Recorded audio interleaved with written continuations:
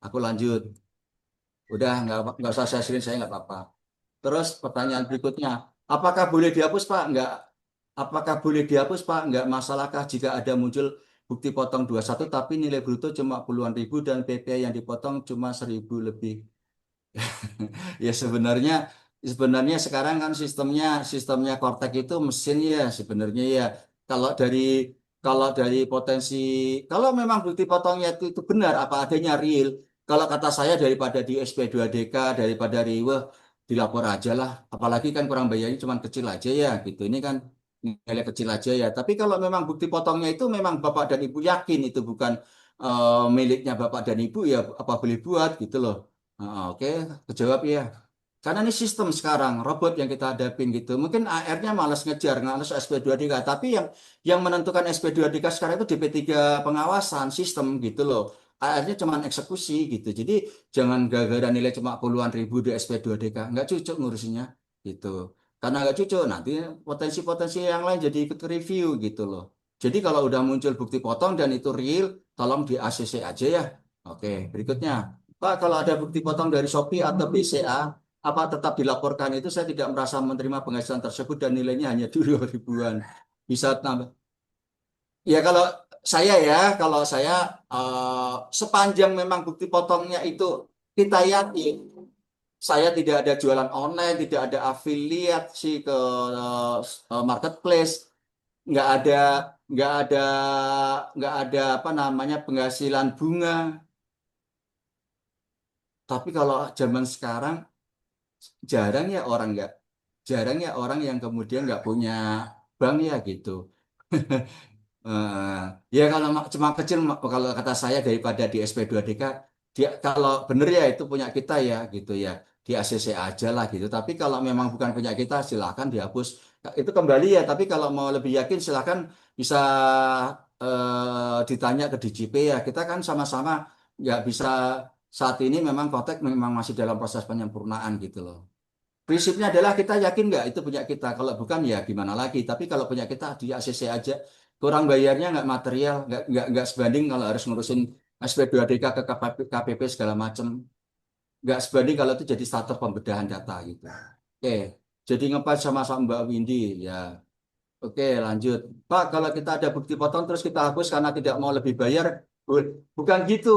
Kalau kita ada bukti potong, kita hapus karena tidak mau lebih bayar, mungkin ada kita bisa diaturin aja ada penghasilan lainnya yang tadi sempat dicontohkan sama Apipah ya. Ditambah aja penghasilan lainnya sekitar berapa gitu loh. Sehingga nanti jatuh-jatuhnya nihil. Kalau nihil susah ngitungnya, jatuh-jatuhnya kurang bayar. Entah kurang bayar 10.000, 20.000, atau 1.000, 2.000 gitu. Jangan ngapus bukti potong kalau bukti potong tersebut memang benar. Jangan gara-gara kita LB nggak mau, terus kemudian hapus bukti potong. Itu bukan solusi yang bijak ya. Kalau kata saya pengakuan ada penghasilan lainnya aja, entah berapa sehingga kurang bayar yang nilainya relatif ringan dan kita statusnya kurang bayar dan kita nggak jadi sorotan karena menghapus data bukti potong yang benar gitu loh. Oke, berikutnya. Nah, itu kalau di data keluarganya error, gimana ya Pak? Soalnya saya di data keluarga Cortex-nya, sedangkan istri dan anak saya tidak masuk sistem Cortex. Ini sebenarnya kita kalau sekarang harus ngupdate data profile ya. Update data profile sebenarnya mungkin bisa saya tambahkan khususnya untuk Bapak Ibu yang bekerja yang PPh-nya kemudian khususnya tidak DTP ya, tidak ditanggung pemberi kerja. Supaya potongan pajak Bapak dan Ibu itu lebih besar, sehingga, maksud saya, supaya pengurang PTKP-nya menjadi lebih besar, sehingga pajak yang harus dipotong atau dibayar itu menjadi lebih kecil, silakan diupdate profilnya, silakan diupdate PTKP-nya.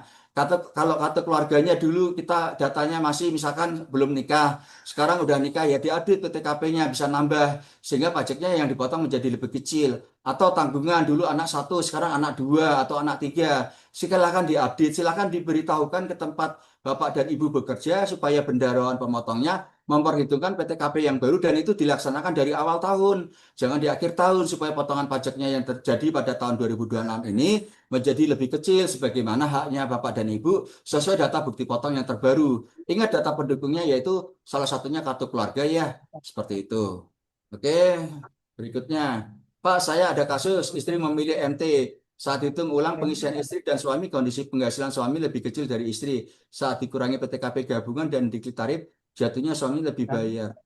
Apakah itu gimana? Wah, ini Kan kita nggak bisa orang-orang. langsung jawab ya, karena kan memang Hmm. memang memang ini prakteknya prakteknya ini kan kadang kita harus lihat keseluruhan data ya. Ini kalau sebenarnya kalau kita ngisi SPT-nya kayak yang tadi seperti perlihatkan ya, ngisi coba dihitung pakai pilihan PHMT gitu. Heeh. Apakah karena kan kalau udah kecenderungannya kalau penghasilannya semuanya udah digabung, itu kecenderungannya justru kurang bayar gitu loh. Silakan dicoba dulu deh. Pakai aja di website yang survei solusi kita kalau nggak mau pakai Kortek. Jadi akan mendapatkan jawaban lebih tepat. Berikutnya, kalau memang ternyata lebih bayar dan lebih bayarnya kecil aja ya silakan aja lah ditambah aja penghasilan lainnya. Kalau cuman kecil aja gitu nambahin urusan kalau maaf ya kalau nggak material gitu kadang nggak cukup waktunya bolak-baliknya administratifnya gitu. Meskipun nanti bisa diproses melalui pengembalian pendahuluan tapi tetap aja nambahin urusan. Kecuali memang nilainya, wah ini material Pak, bagi saya uang 300.000 itu juga lumayan, ya itu silahkan diajukan gitu. Caranya tadi udah diajarinya, tapi mungkin silahkan disimulasiin aja dulu. Kalau nggak mau pakai Kortek, silahkan disimulasi di website survei solusi kita ya, tadi udah disediakan. Oke, berikutnya. Maaf ya, ngomong saya agak cepat, ini masih banyak pertanyaan. Kalau ada yang kurang jelas, silahkan langsung ditanya ya. Oke, saya lanjut. Saya ngomongnya cepat, ini masih banyak soalnya. Izin bertanya, jika ada kasus istri bekerja dari satu pemberi kerja, namun bekerjanya di luar negeri, apakah bisa dianggap sebagai penghasilan final? Penghasilan orang pribadi yang diterima di luar negeri, yang statusnya sebagai karyawan, yang statusnya sebagai pekerja, itu kategorinya penghasilan pajaknya udah final. Jadi di Indonesia tidak diperhitungkan lagi sebagai objek pajak ya. Itu nanti dilaporkan aja di bagian penghasilan apa namanya formulir yang sekarang ini agak beda ya. Ya jelas itu tidak kena pajak. Ada nanti penghasilan yang tidak dikenakan pajak, nanti bukti potong yang diterima dari pemberi kerja di luar negeri dilampirkan ya. Kalau itu banyak ya di tag jadi satu file gitu. Oke, yang jelas tidak kena pajak ya. Kalau saya bukan di situ biasanya kalau dilaporkan di bagian yang tidak kena pajak. Kalau yang tadi dicontohkan sama Ibu Afifah kan bagian yang dikenakan pajak yang bersifat final gitu. Ini kita melihatnya perpajakan di Indonesia. Kalau saya biasa dilaporkan di bagian penghasilan yang tidak kena pajak di Indonesia. Oke, beda ya lokasinya ya. Gitu. Tapi prinsipnya sama, tidak mempengaruhi pajaknya yang dibayar sama suami. Oke, izin nanti closingnya sama Mbak Windy. Apaan? Oke, Windy lagi. Oke, Pak tanya, teman saya dapat BP 21 dari A dan merasa tidak ada rekanan dari A. Katanya data teman saya dari asosiasi sehingga statusnya lebih bayar. Ya, tadi udah tak jawab ya. Heeh. Kalau kecil aja, kalau cuman dapat bukti potong dari A dan merasa tidak ada rekanan dari A lah. Ya memang dalam prakteknya kita juga pernah menghadapi mungkin gagal fokus, mungkin kurang ngopi, gitu. Si penerbit bukti potong salah input data NPWP, jadi salah menerbitkan bukti potong. Kalau prosedurnya sebenarnya secara prosedural, kalau kita menerima bukti potong yang salah, yang paling benar harusnya kita ya mengklarifikasi ini siapa nih penerbit bukti potongnya dikonfirmasi. Nanti dari sana akan menerbitkan pembatalan atau perbaikan bukti potong otomatis datanya clear. Nah, kalau cara yang lama kan memang dulu bikin bukti potongnya pakai DJP online kan nanti ada pemberitahuan ke KPP penerbit bukti potong terlapor, ada pemberitahuan ke KPP penerima bukti potong terlapor. Tapi yang secara sistemnya Kortek yang sekarang saya belum tahu, tapi prinsipalnya harusnya sama ya gitu. Jadi ya dicari nanti apakah cukup dari sana orang itu membatalkan otomatis terintegrasi hilang dari data bukti potong Bapak. Jadi sebenarnya cara yang paling smart bukan main hapus tapi mengklarifikasi bahwasanya bukan ini kita tidak menerima penghasilan dari A. Kenapa saya dapat bukti potong dari A? Nanti pihak A-nya akan melakukan perbaikan atau pembatalan bukti potong. Cukup jelas ya? Oke, udah dijawab hapus saja. Kalau nggak minta revisi, kalau memang kakak pernah penghasilan itu, ya udah deh bantu jawab. Terima kasih. Siang Pak, izin bertanya, jika orang pribadi mengambil dividen perusahaan, kolom apa saja yang perlu diisi dari mengambil dividen dan dikenakan pajak apa, lalu di poin mana mengisinya? Kayak tadi sudah sempat kelihatan ya dividen ya. Oke, cuman perbedaannya di sini adalah dividen ini dividen ini Ibu Dwi ambil dalam rangka apa? Kalau dividennya itu ini Ibu ambil dalam rangka sehubungan dengan investasi yang atas investasi tersebut itu kemudian menjadi bagian yang mendapat insentif pemerintah tidak kena pajak. yaitu nanti nggak kena pajak. Tapi jangan lupa lapor realisasi investasi yang secara aturan selambat-lambatnya adalah batas lapor SPT tahunan pribadi yaitu akhir Maret. Nah, ini kan sekarang pertanyaannya laporan SPT pribadinya kan dengernya kan ditunda sampai dulu sampai 30 April. Apakah batas lapor realisasi investasinya juga diundur? Saya belum tahu ya dan saya tidak bisa jawab. Kalau mau nyari amannya ya silahkan dilapor aja realisasi investasinya tetap seperti aturan lama aja selambat-lambatnya akhir Maret. Misalkan ya ini narik dividen, misalkan ini dividennya dipakai untuk membiayai perusahaan baru, bikin perusahaan baru, untuk membeli maaf ya misalkan obligasi untuk didepositoin itu selambat-lambatnya laporan realisasinya 3 tahun ya nggak diotak-atik gitu ya nanti laporan realisasi itu ditunaikan itu dibahas tersendiri nanti kalau mau lebih detail silakan tonton di YouTube akuntansi pajak channel apa namanya dividen tidak kena pajak ada membahas itu lebih detail apa aja rinciannya saya nggak bahas itu terlalu panjang silakan nonton di channel YouTube akuntansi pajak dibuka investasi tidak kena pajak. Oke, berikutnya, siang Pak, mohon dibantu jika income dari pensiun itu masuk ke kolom. Kalau income dari pensiun sebenarnya sama, cuma kan bedanya kalau pensiun bukti potongnya 1721 A2 ya kecenderungannya ya PNS ya gitu. Cara ngisinya sama kayak yang tadi dicontohkan, cuma bedanya kalau swasta A1, kalau pensiun A2. Hampir tidak ada perbedaan yang signifikan dan kecenderungannya juga pensiun udah juga ada nihil kalau cuma menerima dari satu sumber pensiun gitu.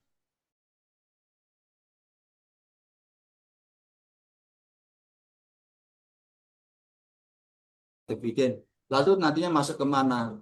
Wah, ini harusnya harusnya dividen itu gini, harusnya kalau penarikan dividennya tahun 2025 ya harusnya apa namanya harusnya menyelesaikan tahunnya ya ini udah beberapa tahun ya gitu karena kalau kita lapor realisasi investasi dan kita terlambat investasinya kan ada batas waktunya ya untuk realisasi investasinya itu kita ada potensi kena pajak ya kalau kita kena pajak dividen itu dividennya bukan perusahaan yang dikejar kita yang harus setor sendiri sebesar berapa sebesar 10%. Jadi misalkan kita narik duitnya 200 juta dividen gitu ya kemudian kemudian yang misalkan 100 juta kita depositoin gitu. Yang 50 juta kita beli obligasi ori gitu. Itu udah investasi yang nggak kena pajak sisa 50 juta. 50 juta itu yang kena pajak cuma 50 juta kali 10% sebesar 5 juta gitu. Bukan dari 200 juta kali 10 tapi hanya 5 juta. Makanya benar-benar kalau kategorinya penarikan dividen itu harus lebih rinci, detail perinciannya buat apa, pemakaiannya gimana, kapan itu mencairkannya dan seterusnya. Mungkin sebagai bahan pertimbangan ini sebagaimana keluar aturan baru kalau nggak salah PP 49 tahun 2025 terkait laporan keuangan yang kemudian itu apa namanya laporan keuangan itu dibikin RUPS ya itu kemudian legalisasi notaris nanti masuk Kemenkumham. Nah, contoh di situ terkait penarikan dividen masuk unsur di situ bahwasanya terkait pembahasan laporan keuangan bla bla bla bla diterima dan seterusnya. Mungkin ada pergantian pengurus, mungkin ada penetapan kembali pengurus lama. Nah, mungkin juga ada dibahas di situ perusahaan membayarkan dividen sebesar sekian. Nah, di situ. Nah, Bapak Ibu yang menerima dividen itu jangan lupa ada potensi tidak kena pajak tapi dengan cara diinvestasikan kembali. Dan kewajiban PPh atas dividen itu bukan lagi menjadi tanggungan perusahaan untuk memotong. Oke. Izin bertanya Pak, dapat bukti potong PPh 23 2% atas sewa kendaraan atau untuk penghasilan ini sebelah mana? Penghasilan itu ya sini aja juga bisa. Ini udah kendaraan aku lupa itemnya banyak. Tapi yang jelas perpajakannya terkait ini pertama satu itu adalah non final dipotong 2% udah bener kalau kita punya NPWP gitu kan. Oke, udah bener. Ini non final menambah jumlah penghasilan itu yang kena PPh umum. Terus kemudian kalau formulirnya ya kalau nggak ketemu ke penghasilan lainnya. Tapi kayaknya ada deh penggunaan harta. Kalau nggak salah tuh kalau formulir itu ada apa namanya penghasilan sehubungan dengan penggunaan harta, sewa harta 2%. Penggunaan harta. Saya lupa beri bagian mana. Ada ketemu nggak Pak kamu yang itu Pak penghasilan terkait penggunaan harta Pak yang bukan tanah dan bangunan, yang bukan tanah dan bangunan. Formulir berapa ya?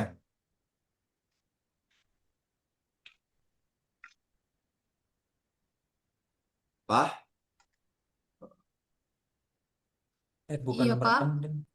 Ada penghasilan sehubungan dengan sewa harta. Oke, sebentar, Pak. Iya, sambil dicari dulu ya kita lanjut ya. Saya kan nggak hafal ya itunya listnya gitu. Oke, sambil dicari dulu ya formulir berapa. Halo, bisa diisi dengan jenis penghasilan sewa harta.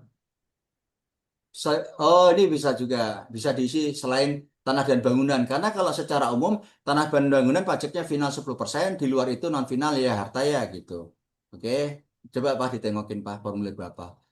Info locker, oh ya, belum ada locker. Bisa kerja bareng Mbak Windy, Windy lagi. Ya udah off cam, siapa yang off cam? Live dulu ya, kasih tahu udah off cam ya Om. Oke.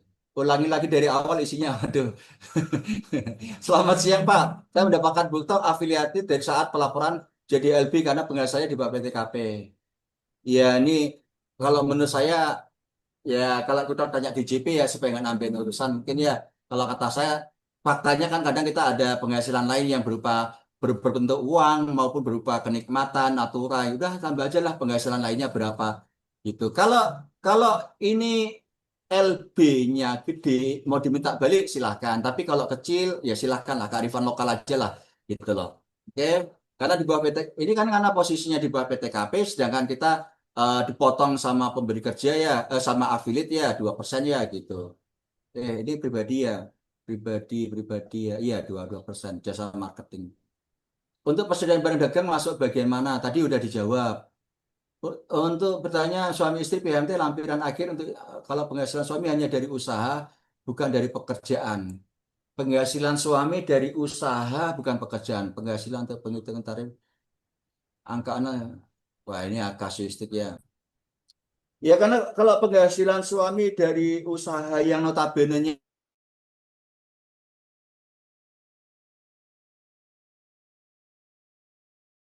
nah ini yang jadi pertanyaan ini adalah istrinya bukti potongnya seperti apa gitu loh.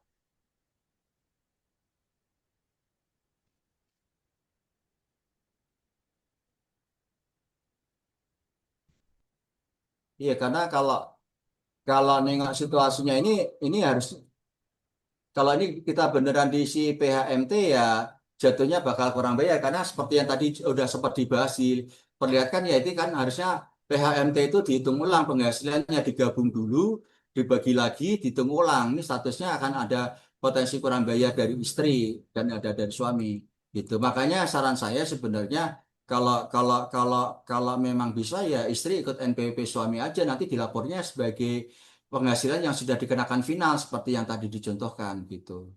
Oke, Pak kalau misal saldo per 31 Desember di bawah 100.000, ya kan sampai hari ini kan nggak ada sampai hari ini kan nggak ada acuan dari DJP ya gitu. Nah, kalau kalau sampai ini kan nggak ada acuan dari DJP. Kalau ya kalau 500.000 mah nggak material ya gitu. Eh, Nggak bisa semua hal tak jawab ya karena memang kalau kita tanya sama sistemnya DJP yang dilapor gitu, dan kearifan lokal lah mau dilapor. Kalau dilapor juga nggak apa-apa juga gitu. Ini saldo saldo apa? Kalau saldonya kas mungkin nggak terlalu nganu lah. Tapi kalau saldonya bank ya lapor aja lah gitu loh. Nggak nambahin urusan gitu loh. Oke, tergantung ya kalau bank sih saran saya dilapor aja ya. Oke, daripada nambahin SP2DK yang nyuratin males, yang disuratin males gitu loh. Oke, kalau status BP dipotong 21, K2 akan tetapi daftar tanggungan. Ya ini tadi udah tak sebutin di depan ya, makanya diupdate PTKP-nya kepada pemberi kerja, master file-nya juga diupdate supaya kedepannya supaya pemberi kerja memotongnya sesuai data bukti potong yang sesuai PTKP yang terbaru sehingga pajak yang dipotong juga menjadi lebih kecil gitu loh. Jangan sekarang PTKP-nya udah nambah tapi yang lamanya masih ya kita saat ini lapornya harus ngikut seperti data bukti potong yang Bapak dan Ibu terima. Cuma diupdate supaya ke depan sesuai dengan data yang real untuk meringankan biaya pajak Bapak dan Ibu dipotongnya supaya supaya lebih kecil sesuai data real. Oke. Izin bertanya Bapak, apa kita memiliki utang atas mobil kredit namun belum atas nama sendiri karena statusnya pihak penjual, belum atas nama sendiri pemberi kredit pihak penjual. Setahu saya kalau kita beli mobil gitu ya kendaraan gitu ya itu lihat deh STNK-nya itu harusnya idealnya STNK-nya udah atas nama kita cuman jadinya kita punya hutang kepada pihak lain yaitu pihak bank atau lain leasing atau finance gitu ini kalau kalau dari pertanyaan ini agak ragu saya apakah ada skema-skema lain sewa usaha atau apa. Tapi yang normalnya kalau kita beli kendaraan harga misalkan 400 gitu kan. Kita ngeluarin DP umpamanya 25 juta biaya ini itu off-road surat-surat gitu. Terus nanti ada sisanya itu yang di take over sama finance atau bank. Nah, yang kita laporkan hutang itu. Makanya kalau ini dibilang suratnya atas nama orang lain, aku kok belum agak agak ragu ya. Gitu. Tapi kalau memang seperti itu ya tetap aja kita laporkan, sebutkan aja namanya. Itu mobil-mobil kita gitu. Mungkin asasnya sewa sewa beli atau apa gitu ya. Tapi masih atas nama pihak penjual ya bisa aja dilaporkan. Tadi udah dijelaskan di pengisian data harta. Tapi jangan lupa ada penambahan harta, ada penambahan hutang. Hutangnya dilihatnya adalah per 31 Desember 2025. Oke, kalau kalau sebenarnya kalau kita berbicara hutang sebenarnya harusnya hutang pokok, tapi karena ini orang pribadi, ya notabene-nya kecenderungannya finance atau leasing itu mengakuin pendapatan bunga itu di depan, ya udah ikutin aja gitu. Tapi konteksnya akan berbeda kalau yang kita bicarakan adalah akunting atau laporan SPT badan yang tentunya akan lebih bijak memisahkan hutang pokok dan biaya bunga karena biaya bunga itu menjadi pengurang biaya perusahaan. Oke, berikutnya. Izin bertanya Bapak, kalau kita ada hutang ke saudara untuk pembelian aset tetapi masih belum atas nama, ya dilaporkan ya, tadi udah dijawab ya sebelumnya. Solusi LB, solusi LB udah dijawab, nambah penghasilan lainnya, kalau kecil supaya jadi KB atau nihil. LB karena bukti potong, sama. Ada ekspatriat resign di tengah tahun untuk penghasilan yang dimasukkan ke bagian ini bagaimana ya Bu? Dan penghasilan bahkan di induk korteknya tidak ada penghasilan. Itu kalau nggak salah tadi di bukti potong kan bisa bisa dipilih ya masa pajaknya ya gitu loh. Masa pajaknya ya siapa sih ya? Harum. Kebetulan kalau kalau kebetulan kalau kita sendiri belum belum apa namanya belum ketemu yang ini ya. Oke. Eh, Pak, kamu kasih nomor teleponnya ke Bu Arum, Pak. Khusus ini nanti kalau ada kesulitan dibantuin, Pak.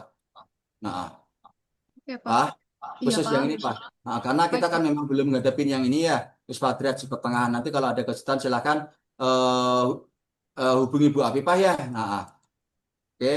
Halo Kak Abi, apakah ada grup chat WA supaya diskusi tentang pajak?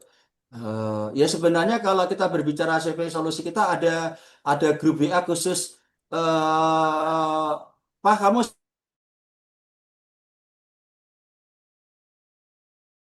apa? Kalau yang Oke. mau kasih link Zoom-nya apa kita kita ada grup kuasa hukum pajak yang notabene-nya di situ banyak konsultan-konsultan pajak yang lain, akuntan, KAP, mungkin juga pengusaha, mungkin bagian akuntansi pajak perusahaan gitu. Memang link Zoom-nya nggak kita sebarkan secara bebas ya karena untuk menjaga privasi. Tapi khusus untuk kali ini karena ada yang nanyain mau gabung, silahkan gabung. Itu grup terbatas ya diklik join itu grup punya saya nanti atas nama saya itu grup chat WA-nya ya gitu. Oke, kamu share Pak Baik. undangan grup link Zoom-nya Pak grup WA Pak. Oke. Izin bertanya apabila tabel utang pada akhir tahun diwajibkan diisi namun pribadi tidak memiliki utang ya nggak usah diisi. Apabila tabel utang pada akhir tahun pajak diwajibkan diisi kalau punya hutang. Kalau nggak punya hutang ya jangan diisi gitu. Oke, izin Pak, suami sebagai PIC PTA, istri sebagai PIC PTB, masing-masing dapat penghasilan satu pemberi kerja. Ketika pelaporan SPT, apa boleh memilih gabung? Ini harusnya apakah boleh memilih gabung? Maksudnya digabung penghasilannya atau dilapor sebagai PPh final ini? Makanya kan kadang harus lihat ke detailnya ya. Bukti potongnya seperti apa ya gitu. Kalau memang posisi yang paling enak kan kalau itu kemudian diperlakukan sebagai final sehingga tidak mengakibatkan PPh kurang bayar gitu loh. Oke ini tadi udah dijawab beberapa kali ya. Coba lihat bukti potongnya ini apakah istrinya pakai NPWP terpisah atau kalau bisa digabung, kalau maksudnya digabung supaya diperlakukan sebagai penghasilan final ya pastinya lebih nyaman kan gitu. Oke, maaf jadi PHT bedanya di mana?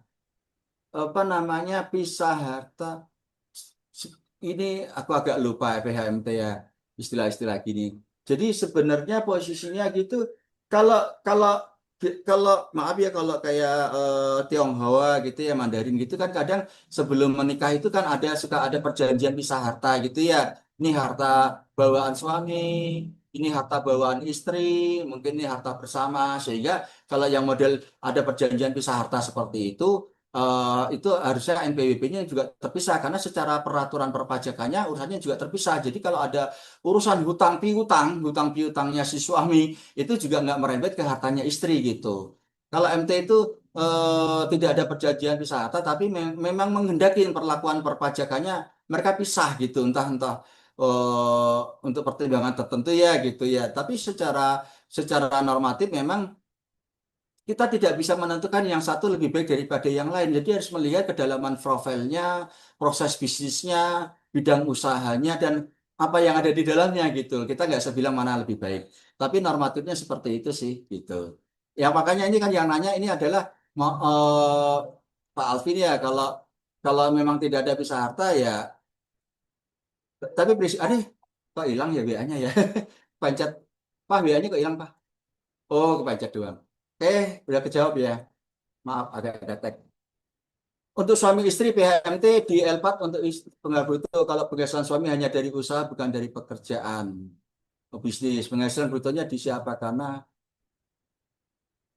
ini SPT-nya juga beda ya. Ini yang ditanya ini SPT-nya bukan karyawan. Ini cara ngisinya juga agak beda. Coba dilihat deh. Karena kalau yang kayak gini kan nanti perkembangannya apakah ini suaminya apakah menggunakan norma, apakah memilih menggunakan pembukuan. Kalau mau memilih menggunakan pembukuan, cara ngisinya beda. Ada beberapa formulir yang harus diisi. Khusus untuk hari ini memang webinarnya kita nggak membahas yang itu. Mungkin bisa kalau mau cepat bisa dilihat dari konten-konten yang lain yang membahas tentang pengisian SPT untuk usaha, wajib pajak usaha gitu. Tapi kalau memang tidak ada akunting, pakai norma. Cuma memang kalau usahanya udah membesar, akan lebih bagus lagi sebenarnya menyelenggarakan pembukuan karena secara normatif norma penghasilan itu mengakibatkan pajak yang dibayar menjadi secara umum rata-rata lebih besar kalau dibandingkan menyelenggarakan pembukuan. Kita nggak bisa jawab segini doang, kita harus menyelesaikan dulu ini Bapak milihnya pakai pencatatan yang kemudian memilih norma atau menggunakan asas pembukuan akrual gitu loh. Jadi harus lihat kedalaman, tapi kalau nggak ada ya dianggap sebagai norma. Nah, kalau Bapak memilih menggunakan norma, jangan lupa harus menyampaikan norma penghasilan itu tahun ini selambat-lambatnya akhir bulan. Pemberitahuan NPPN ya, NPPN ya gitu. Oke. Siang Pak, izin bertanya kalau saya menerima bukti potong yang nyasar dari pihak ketiga, sebenarnya yang paling benar jangan main langsung hapus gitu. Caranya coba ini bukti potong dari mana, terus kemudian dilakukan klarifikasi, Pak. Kita eh, coba dah. Ini kan di situ kan tersebut ya NPWP-nya berapa, terus tersebut apa namanya, nama perusahaannya apa.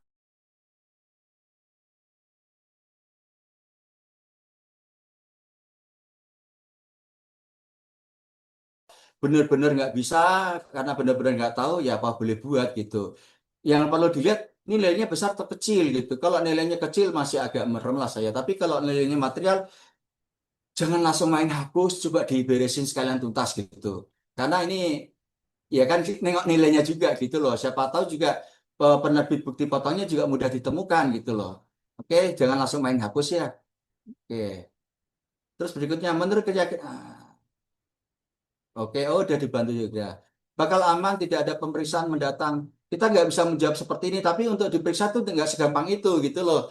Ada prosedur-prosedurnya diikuti dan nggak langsung main periksa aja. Gitu yang perlu kita lihat, ini nilainya berapa, material atau tidak. Terus kemudian ada nggak data-data lain sehubungan dengan data harta, data hutang, data penghasilan yang belum dilapor, tapi normatifnya di SP2DK dulu. Oke, kalau semua jangan main hapus ya kalau benar ya. Kalau benar nilainya material main hapus malah repot menurut saya. Untuk Bapak sebaiknya gimana konfirmasi pihak ketiga? Ya coba dulu kasih tahu ke KPP-nya kan. Coba dari AR-nya ada pertimbangan seperti apa gitu loh. Oke. Buka kantor 30. Batas lapor SPT mundur. Telat-telat dikit dendanya 100.000. Lebih baik datanya tuntas, datanya valid, resikonya minimalis, resikonya bisa diukur. Itu jauh lebih baik daripada memaksakan lapor tepat waktu. Terus kemudian datanya asal lapor itu lebih risiko tinggi. Apalagi infonya ini SPT pelaporan ditunda. Dendanya paling cuma 100.000 pasal 7. Kalau kurang bayar kena bunga ya sekitar 0,8% per bulan. Oke, langkah Bapak untuk konfirmasi dahulu udah tepat. Oke. Misal sudah terlanjur lapor SPT, ya pembetulan, oke. Efeknya penghasilan yang belum dimasukkan sebelum bakal diakumulasi. Efeknya penghasilan yang belum dimasukkan sebelumnya bakal diakumulasi gabung. Ya iya dihitung ulang. Untuk rekod apakah nanti di YouTube-in setelah kita bip yang sekiranya kurang pas. Maaf ini maksudnya gimana? Ya nggak tahu maksudnya yang mana nih. Maaf ini maksudnya gimana? Saya nggak tahu maksudnya apa. Saya baru tahu kalau ada bukti potong nyasar ketika menyicil menyiapkan data SPT libur Lebaran kemarin sebelum di bulan Januari. Ya, saya nggak bisa ngomong ya kalau bukti motong nyasar ya mungkin DJP nanti mungkin barangkali nanti ada arahan banyaknya. Ini kalau kita lihat ini ada banyak keluhan yaitu data yang nyasar ya. Dan saya posisi sekarang bukan pegawai DJP ya, jadi hanya bisa menjawab normatif. Tapi prosedurnya yang lama kalau bukti potong salah ya kayak gitu. Tapi kalau nilainya material, mending klarifikasi dulu ke AR-nya deh. Ini kita ada data bukti potong, kita salah gitu. Atau kalau enggak bikin aja surat pemberitahuan resmi, ada bukti pemberitahuannya, ada resinya kan gitu. Jadi ada hitam di atas putih, bukan sekedar ngomong doang gitu. Bikinin kata surat pengantar lah gitu. Jadi ada dasar suatu hari ketemu ada permasalahan. Oke, oke udah jelas. Masuk. Oke, izin. Pegawai A1 pemberi kerja istri tenaga ahli konsultan dengan penghasilan per bulan dipotong. Lah enggak no. Suami pegawai as suami pegawai dengan satu pemberi kerja ini kan bukti potong 17 tahunan ya. Istri dipotong ini PMK 168 kan sebagainya. Apakah boleh penghasilan suami dianggap masuk? Ya nggak boleh, kebalik atau oke nggak boleh. Ini kecenderungannya kurang bayar karena istrinya PMK 168, sedangkan suaminya TER ya PP 58, dua-duanya non final ya. Ini kecenderungannya kurang bayar. Kalau istri pekerjaan swasta ada agen asuransi, terus suami kalau KLU angkutan dan sebagainya, maka itu yang lapor hanya suami aja, istri lapor. Sama no istri tetap lapor.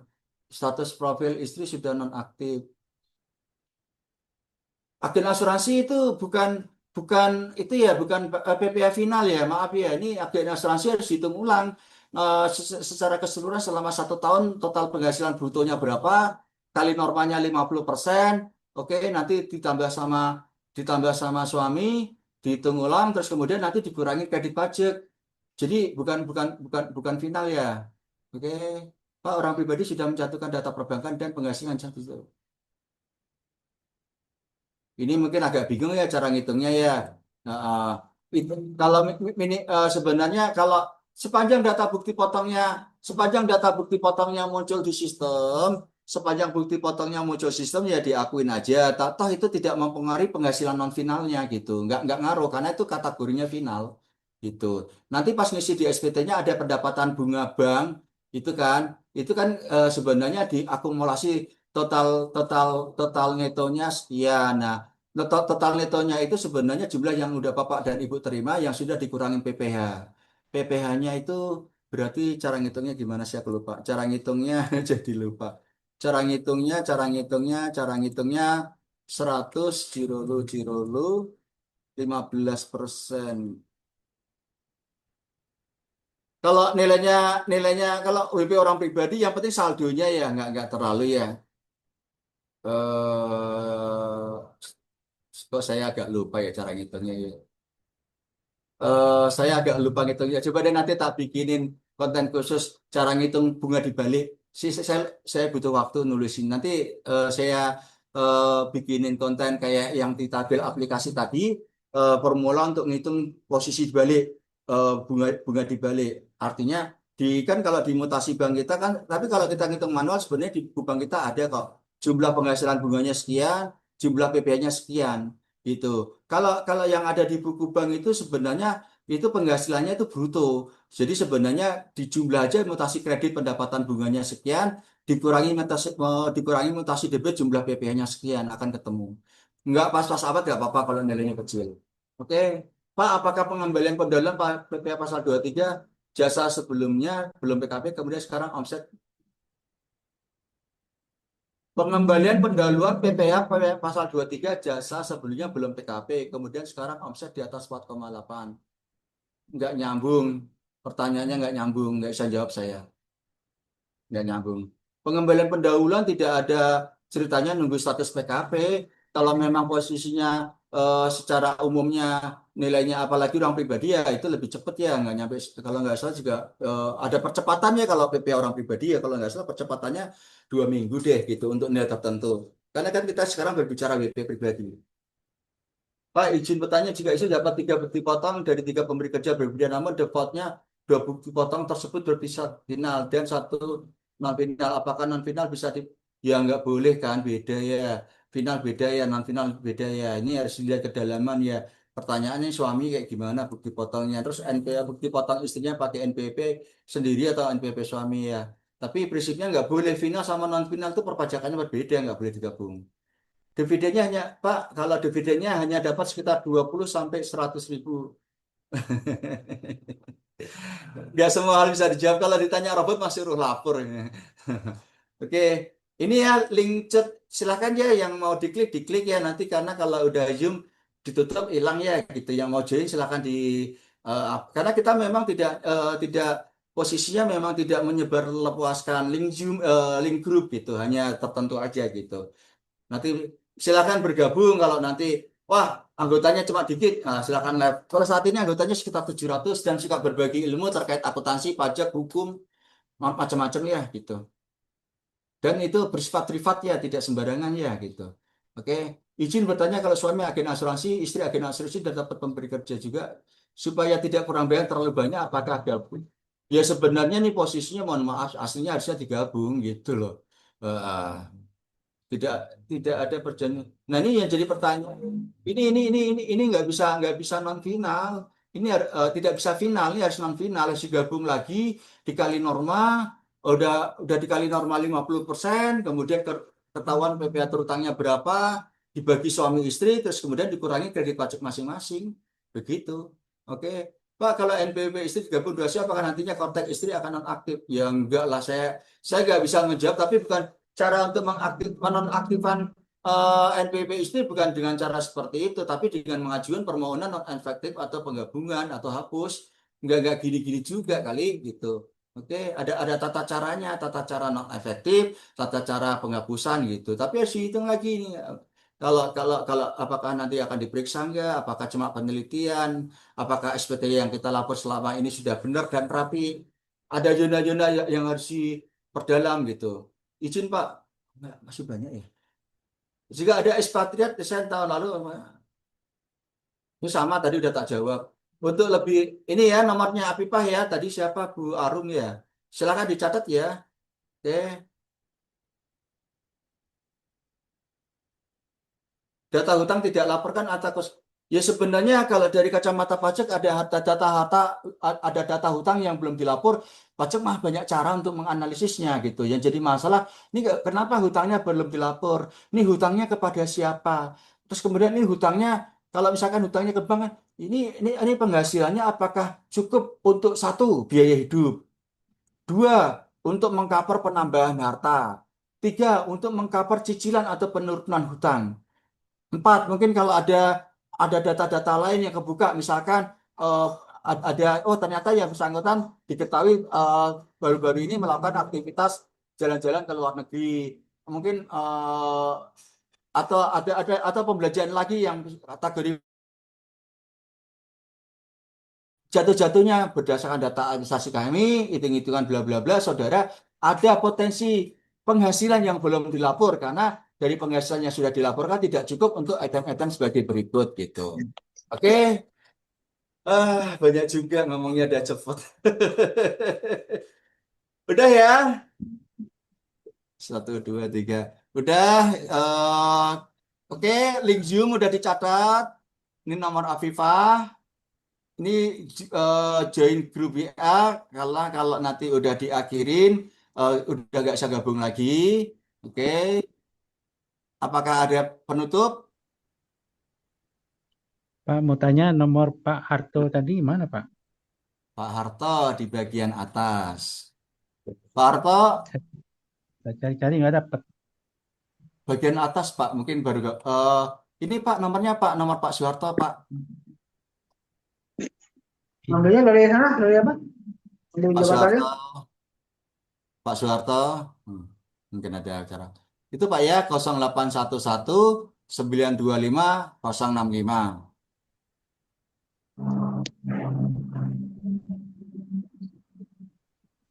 Silakan dicatat atau difoto. Ada lagi yang nanya? Mau usul, Pak. Ini Ya, yang banyak dibahas kan satu pemberi kerja. Padahal yang banyak di lapangan kalau orang swasta itu nggak satu pemberi kerja. Banyak sambilan, serabutan. Ada yang cuma dapat bupotnya satu. Dapat lagi ada kerjaan lain. Dapat lagi satu. Itu ininya kan beda-beda. Sumber penghasilannya beda-beda. Nah itu gimana? Belum lagi istri gabung sama suami. Nah, itu ya. usul gimana kalau yang dibahas yang agak banyak